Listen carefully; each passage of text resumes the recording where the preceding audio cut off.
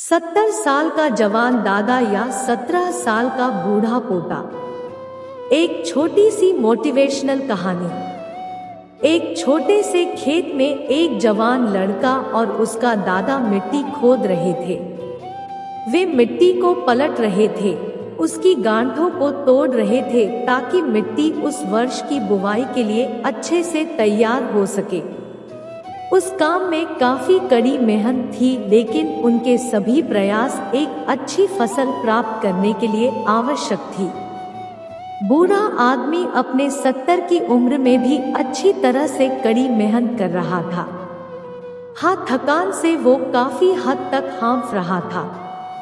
हर प्रहार के जोर से उसके माथे से पसीना टपकता था, लेकिन फिर भी वह शिकायत नहीं कर रहा था।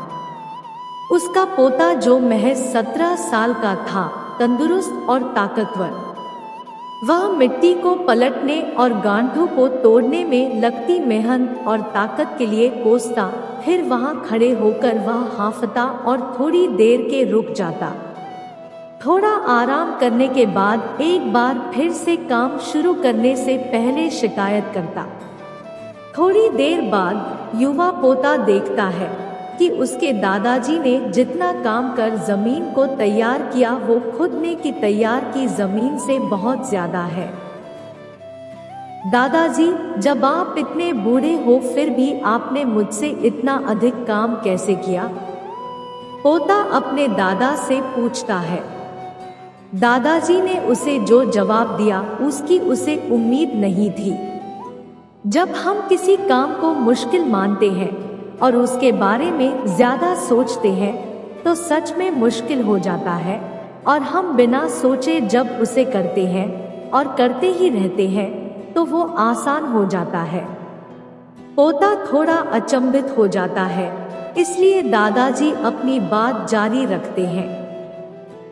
जब हम अपना समय यह सोचने में बिताते हैं कि कोई काम कितना कठिन है और अभी कितना सारा बाकी है, तब हमारा मन बहाने बनाने लगता है।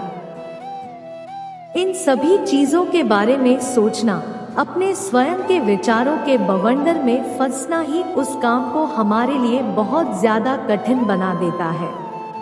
इसलिए समझदारी इसी में है कि वास्तविक रूप से पहली बार में शारीरिक कार्य किया जाए।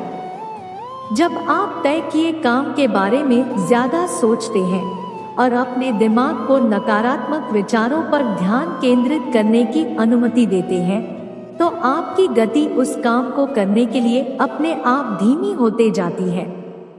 अगर आपको किसी भी काम के दौरान सकारात्मकता बनाए रखना चाहते हैं, तो आपको तुरंत उस काम को शुरू करना चाहिए, और अगर देखना और सोचना है तो जितना आप आगे बढ़े, यानी कि जितना काम आपने अच्छे से खत्म कर लिया उसे देखें, न कि जो बाकी है उसके बारे में विचार करें। ऐसा करने से एक सुखद और सकारात्मक एहसास आपको उस काम को लगातार करते रहने की ऊर्जा देता रहेगा।